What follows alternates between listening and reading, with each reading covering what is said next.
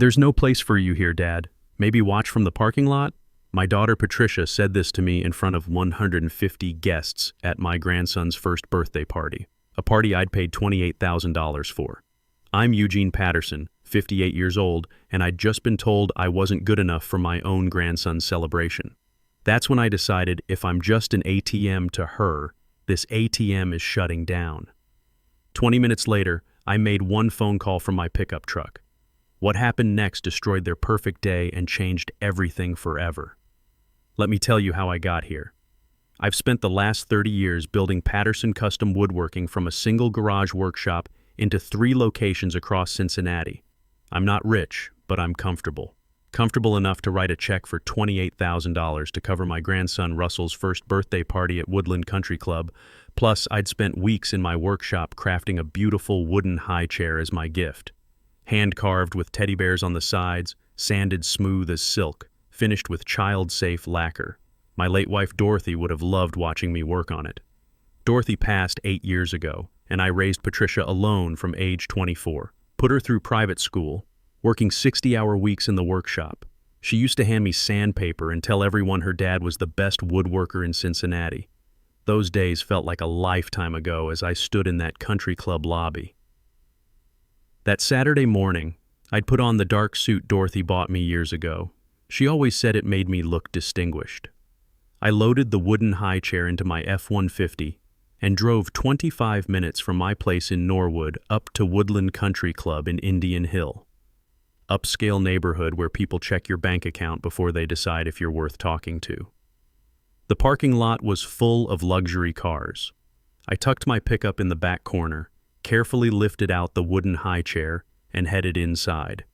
The ballroom held maybe 150 people, all dressed like they were attending some society wedding. I didn't recognize a single face. These weren't family. They were Melvin's crowd, his business partners and investors, whatever that meant. I spotted Patricia near the entrance. She wore a cream-colored dress, hair done up fancy, looking exactly like her mother used to for special occasions. Beautiful. Then she saw me and my homemade gift. Her smile vanished. She cut through the crowd fast, heels clicking on marble, and grabbed my elbow before I could take another step. "Dad." Her voice was low, controlled. "What are you doing here?" "It's Russell's birthday party," I said, hefting the wooden chair. "I'm his grandfather. Made this myself." "I know, but there's no room." She glanced back at the ballroom, at her husband Melvin Foster, who was laughing with a group of men in expensive suits, completely ignoring us. "Melvin's business partners are here. Important people. We didn't think you'd actually come." "Didn't think I'd come to my own grandson's first birthday party. I'm paid for everything," I said quietly.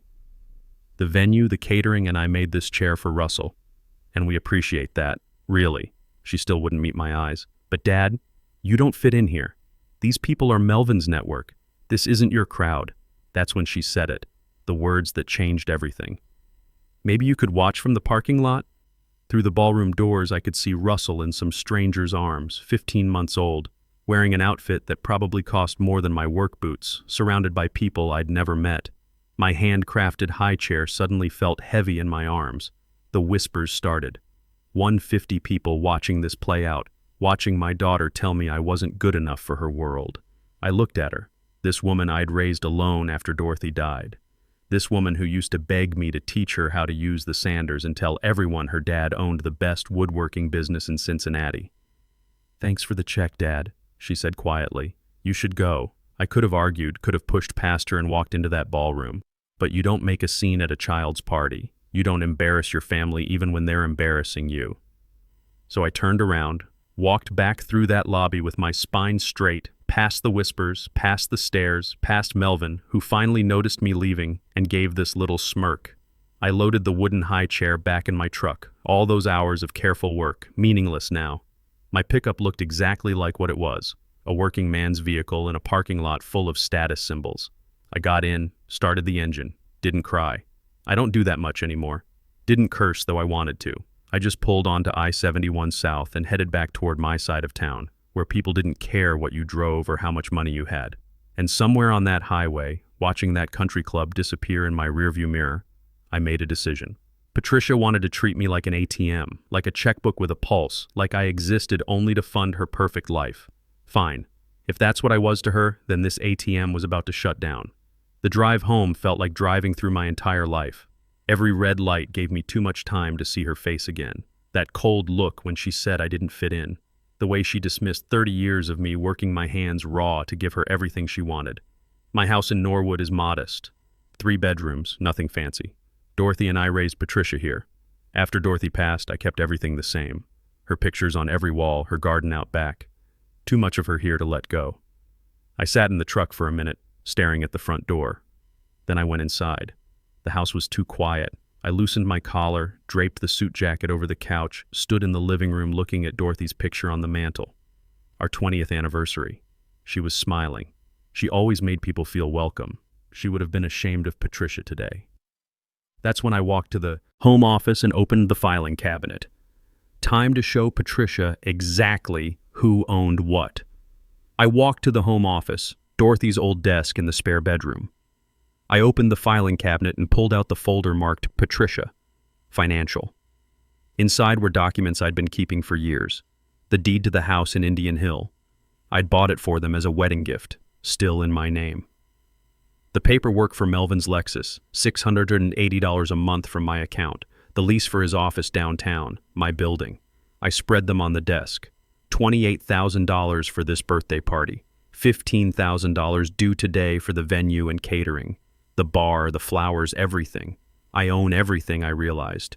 Their house, his car, his office, everything. I picked up my phone, called Stanley Ellis, my accountant for 25 years. Eugene, how was the party?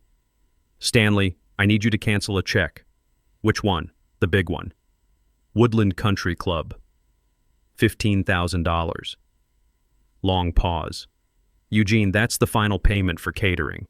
If that doesn't clear, they can't serve food. The bar shuts down. There are 150 people there right now. That's exactly what I want. Silence stretched between us. Stanley? I'm here. His voice was careful. If I do this, there's no taking it back. I know. All right, I'll call the bank. Anything else? Freeze Patricia's credit cards. All of them. The ones on my accounts. Those are the only ones she has. Another pause. Eugene, this is war. I leaned back in Dorothy's chair, looked at her picture on the desk. Us at Patricia's college graduation, back when our daughter still wanted us around. No, Stanley. This is education. I hung up, sat there imagining it. Melvin and Patricia at that country club right now. Champagne, 150 guests, everything perfect. And then the manager walking over with very bad news. I smiled for the first time all day. The phone started buzzing around 6 o'clock. I ignored it, made a ham sandwich, ate standing at the counter. The phone kept going. I turned it face down. At 9 o'clock, I brushed my teeth and went to bed. Slept better than I had in months. While I slept, disaster was unfolding at Woodland Country Club. The 150 guests had arrived expecting a celebration. The ballroom looked perfect. Champagne fountain, white flowers, Russell's cake shaped like a teddy bear. Melvin and Patricia stood near the entrance greeting guests, him in an expensive suit shaking hands with his business partners, her smiling like she'd pulled off the social event of the season. At 3:45, Arthur Brady, the venue manager, pulled Melvin aside.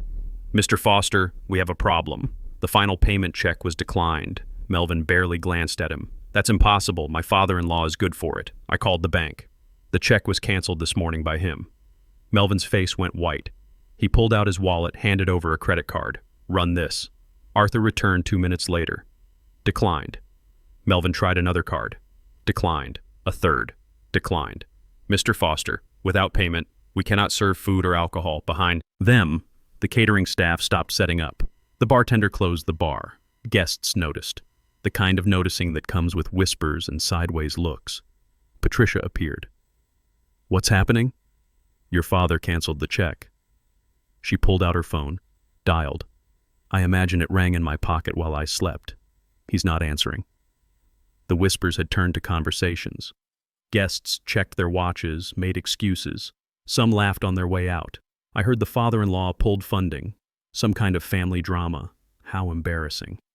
Melvin actually went around asking guests for money, like he was panhandling at his own son's birthday party. Most made excuses and left. Arthur Brady approached them again. "I'll need you to vacate the premises," he said quietly. Meanwhile, I was sleeping peacefully in my own bed. Sunday morning came bright and clear. I made coffee, poured a bowl of oatmeal, set my phone on the kitchen table, and turned it on. 18 missed calls, 18 voicemails. I hit play. Melvin's voice, Saturday around 6:30. "You selfish old bastard. Do you have any idea what you just did? My investors were there. Important people. You've destroyed everything." I took a bite of oatmeal. Next message.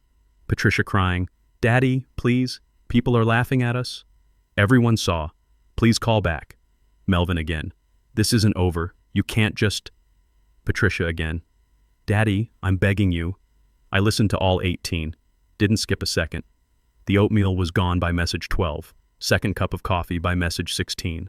The last one was Patricia at midnight, just sobbing, no words. When it finished, I sat there for a minute, looked out the window. Sunday morning, quiet street, Dorothy's roses starting to bloom in the backyard. Then I deleted all 18 messages, every single one. Around 10:30, I heard a car pull into my driveway. Loud, angry doors slamming. I set down my coffee and waited.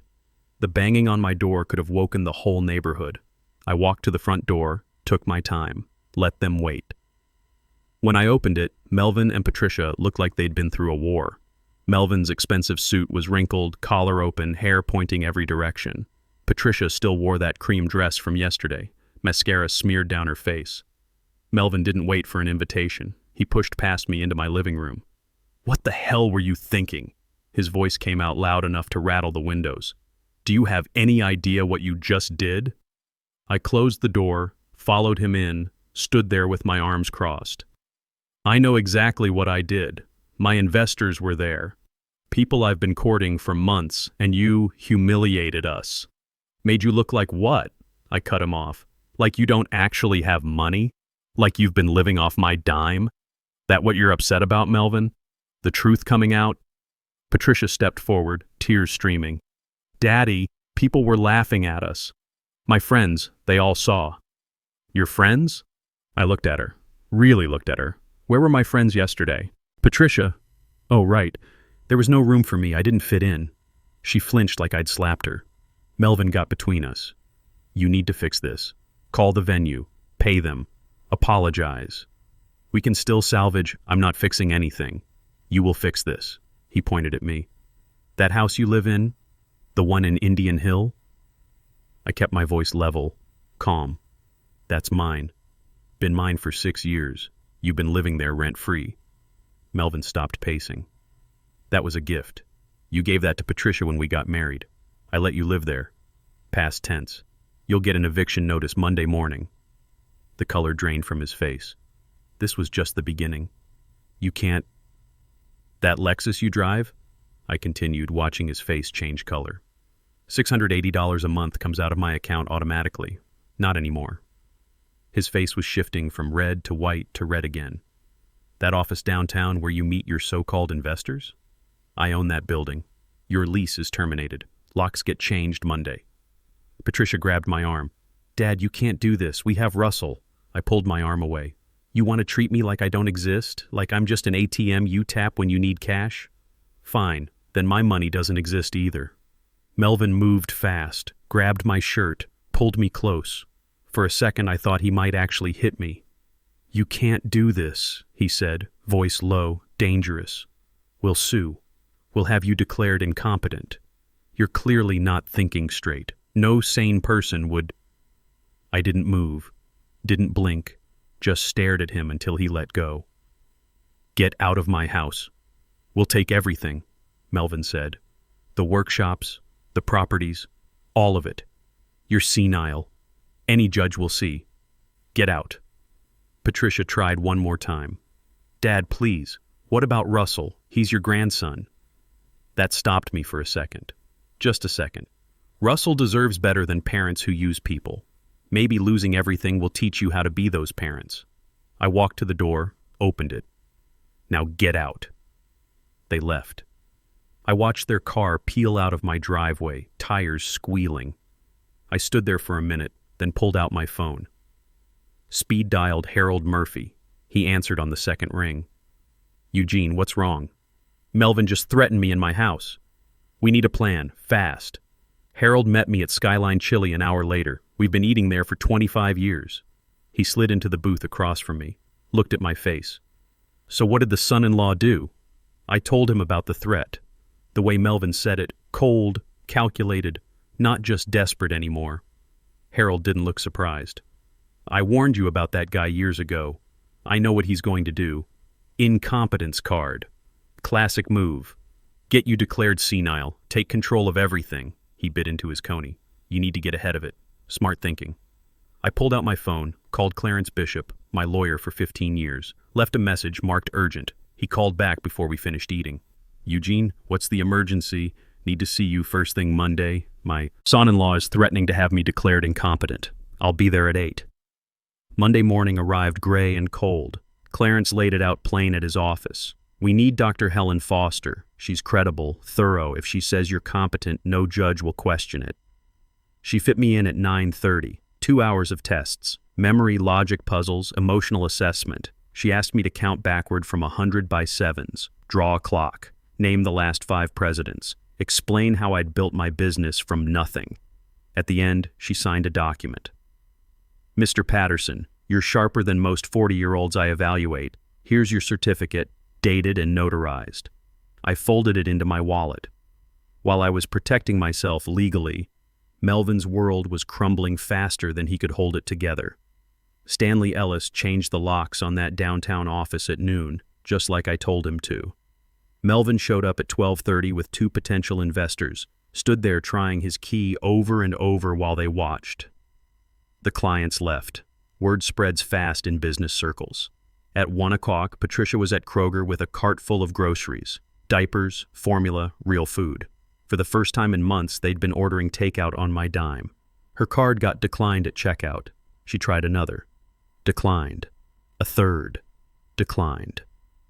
People in line behind her staring, the cashier trying to be sympathetic.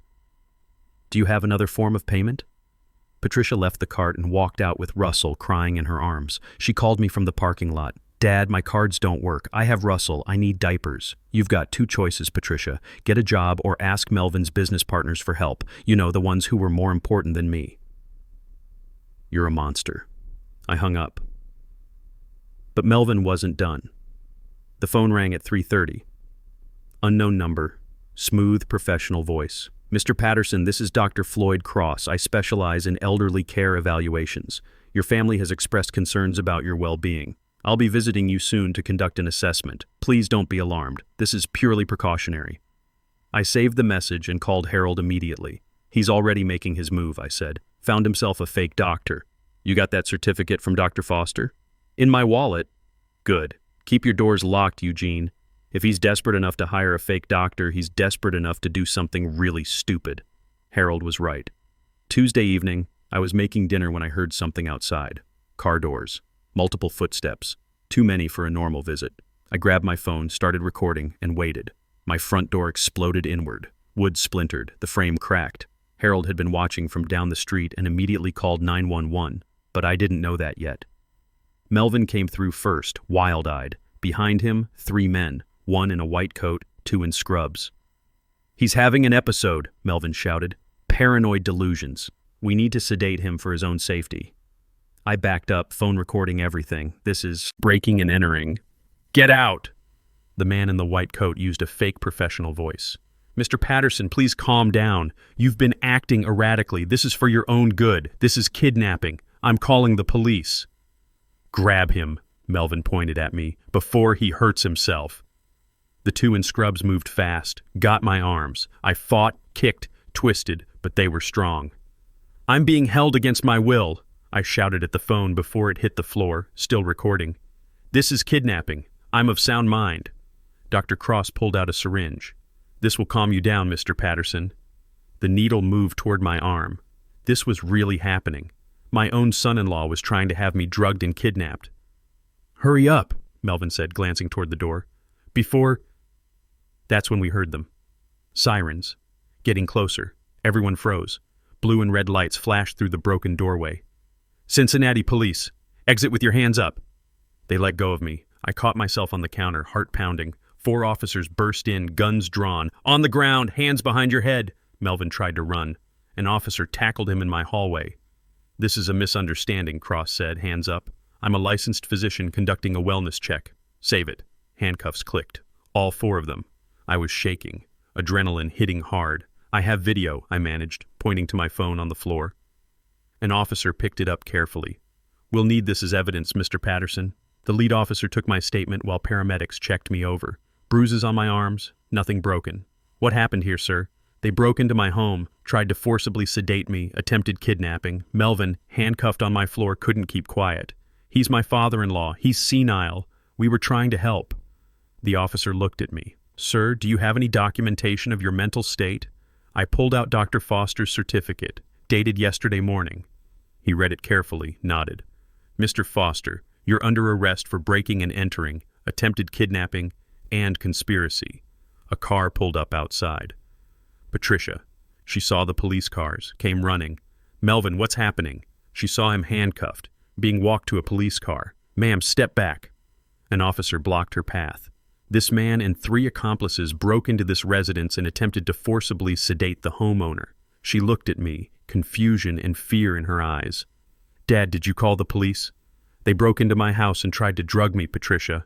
What did you think I'd do? At the police station, Detective Rodriguez laid out the charges. Mr. Patterson, this is serious. Attempted kidnapping, assault, conspiracy. Your son-in-law is looking at 5 to 7 years minimum. I want to press full charges against all of them.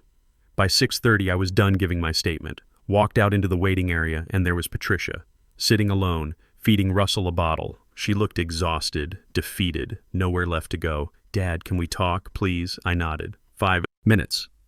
We moved to a quieter corner, Russell sleeping in her arms. I'm sorry, she said, voice barely a whisper. About the party, about everything. Melvin said it would be better for networking, that your presence might hurt his business relationships. What did you want, Patricia? I wanted him to be happy. He was under so much pressure with his debts. What debts? She hesitated. Then it all came out. $75,000. Gambling, online poker, sports betting. He thought if he could get control of your accounts, if you were declared incompetent and he had power of attorney, he could pay them off. So it was always about the money. My money. So you decided to throw your father away to save him. I didn't know he'd do this tonight. I swear, I thought he just wanted to talk to you, get you to change your mind. I pulled out an envelope Clarence had prepared earlier. This is my updated will. She read it, face going pale. A trust fund for Russell when he turns 25. Nothing for her except trustee responsibilities. Dad, I'm your daughter. You are my daughter. That's why I'm giving you one chance. 1. I laid it out clearly. The house in Indian Hill. 30 days notice, then $2,400 a month rent or she's out. Credit cards canceled permanently. No more money from me. But there was a job offer. Patterson Custom Woodworking. $15 an hour. Start Wednesday, 5:45 a.m. Whatever Vernon Williams tells you to do. Sweeping floors, sanding wood, emptying trash, learning the trade. She looked horrified. I can't do manual labor. I have a baby. Then figure something else out. Your husband's going to prison. Your society friends stopped answering your calls the minute that party fell apart. You've got no money, no job, no real skills. You can take my offer or you can leave. And if I don't show up Wednesday, then you and Russell are completely on your own. No house, no money, nothing. I stood up, started walking toward Harold, who'd been waiting patiently. Where am I supposed to go tonight? Her voice was desperate. That's not my problem anymore. You made your choice at that country club. Wednesday morning, 5:30. I was at the main workshop waiting. She didn't come. Vernon raised an eyebrow when he arrived at 6 o'clock. Where's your daughter? I just shook my head. Thursday morning, I got there even earlier. 5:15. Made coffee, stood by the window watching the empty parking lot. At 5:42, headlights swept across the pavement, an old Honda, borrowed from a neighbor, I learned later. Patricia got out wearing designer jeans and a cashmere sweater. Wrong clothes for a workshop, but probably all she had left. She was carrying Russell. Vernon was waiting by the workshop door, checked his watch when she walked up. "You're late. Shift starts 5:45. It's 5:42. Early is on time. On time is late. Tomorrow, 5:30. He looked at Russell. "Where's the kid going during work hours?" I found a daycare that opens at 5:30. Good. Can't have a baby in a workshop. Dangerous." He handed her safety glasses, a broom, and a bucket. "Bay 2. Floors covered in sawdust. Bathroom needs cleaning too." She stared at the equipment like she'd never seen any of it before. "Problem?" "No. No problem." I watched from the office window. Didn't go out there. She needed to do this herself, learn what honest work felt like. The months that followed weren't easy. She scrubbed floors on her hands and knees. That cashmere sweater was ruined by noon, sawdust and wood stain that wouldn't come out. She ate lunch alone in the borrowed Honda, peanut butter sandwiches. The other workers ignored her at first. I heard Clifford Santos whisper to another guy, "Boss's daughter. Bet she quits by Friday." She didn't quit. By month 2, Vernon let her assist with simple tasks. "Hand me that 220 grit sandpaper. The fine stuff." She started learning wood grades, tool names, answering phones, scheduling deliveries. Christmas came. I invited her and Russell for dinner. Awkward but civil. I gave Russell a wooden toy truck I'd made. We didn't talk about work. January and February, Vernon taught her real techniques. Sanding, staining, applying finish. She made mistakes. Oversanded a cabinet door once, spilled stain another time. But she cleaned up her own messes, stayed late to fix what she'd ruined. Then came the day that changed everything. Mid-February, a customer brought in an antique rocking chair for restoration. Delicate work, precision required. Vernon said, "You do this one solo. I'll supervise." I watched from the office. She stripped the old finish carefully, sanded by hand to preserve the details, applied new stain with patient, even strokes. Let it dry properly. Added 3 coats of polyurethane, sanding lightly between each coat. Vernon inspected her work when she finished. "Good. Real good. You didn't screw it up." The other workers had been watching. Clifford nodded approvingly. "Nice work, Patricia." First time they'd used her name instead of the boss's daughter. Early March, I visited Melvin in Hamilton County Jail. He sat across from me in an orange jumpsuit, looking defeated. "Please drop the charges. I'll disappear. Sign anything. You'll never see me again." I slid an envelope through the slot. Divorce papers. Patricia had already signed. "I'm sorry," he said. I was desperate. The people I owed money to, they weren't the kind who accept late payments. "You tried to kidnap me, drug me. Desperate doesn't excuse that." I walked out. Russell's second birthday wasn't at a fancy venue. We had it in the main workshop on a Saturday afternoon. Cleared the work area, set up folding tables, hung red and blue balloons. Harold manned the grill with burgers and hot dogs. 40 people showed up. Workers and their families, regular customers, neighbors, real people who actually cared. Patricia arrived with Russell and a homemade cake shaped like a hammer. Frosting lopsided, but she'd tried.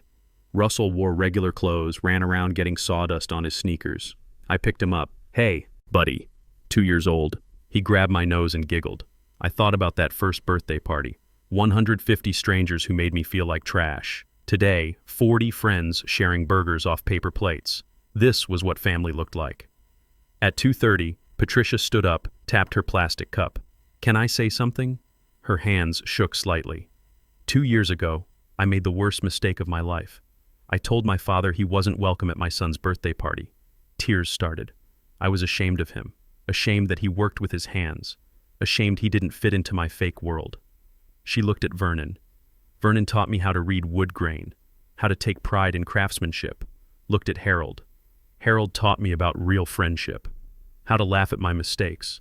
Looked at me. But my dad taught me how to fix the most broken thing of all. Me. Her voice cracked. "Dad, I'm sorry. So sorry for making you feel like you weren't enough. You were always enough. I wasn't. Thank you for not giving up on me. I love you." People clapped. Vernon wiped his eyes with a shop rag. I walked over to her. "Come here." I opened my arms. She stepped in. We hugged, really hugged, both of us crying. First time in 2 years. "I'm sorry, Daddy." "I know, sweetheart." When we pulled apart, Russell pushed away from Harold, wobbled on his little feet, took 5 unsteady steps toward us, fell into our arms. Everyone cheered. He was getting steadier every day. We sang happy birthday. Russell smashed cake with his hands, got frosting everywhere. I showed him the wooden toy chest I'd made. He climbed inside, peeked out, giggled. Harold leaned over to me. "You did good, Eugene. Still a long road ahead. She'll make it. You taught her how." As the sun set, Patricia was helping Vernon clean up, joking with Clifford about something. Real laughter. Russell slept on my chest, one hand clutching my work shirt, chocolate cake smeared on his cheek. I thought about that birthday party 2 years ago. 150 people who looked at me like I didn't belong. Today, 40 people who knew exactly where I belonged. Here, with family built on honesty instead of money. They say you can't teach an old dog new tricks. Maybe not. But you can teach a young woman that she's stronger than she thinks. That work has dignity. That family isn't about what you can afford. It's about who shows up when everything falls apart. 2 years ago, 150 people watched my daughter reject me. Today, 40 people watched her become someone I'm proud of again. I kissed Russell's head, felt his steady breathing against my chest. This was wealth. Not money, not 3 workshop locations. This moment, this family, hard-won, built from sawdust and forgiveness. Looking back, I never imagined I'd be sharing a story like this. But if there's one thing I've learned in 58 years, it's that the best endings don't come wrapped in fancy paper. Here's what this taught me. Money can't buy respect. You earn it through honest work. Dirty hands have more dignity than any country club membership. And family, real family, shows up when you've got nothing left to offer but a chance. If someone in your life has thrown you away like mine did, listen. Forgiveness isn't about them. It's about you refusing to let bitterness steal what's left. Set boundaries. Demand change. But leave the door cracked open. You'd be surprised who walks through when they've hit rock bottom. So here's my question for you. Have you ever had to choose between holding a grudge and holding on to family? How did it turn out? This isn't just another story. This is real life. Messy, painful, beautiful, real life. And sometimes the best revenge is simply refusing to give up on the people who gave up on you. True family shows up when you've got nothing left to offer but a chance.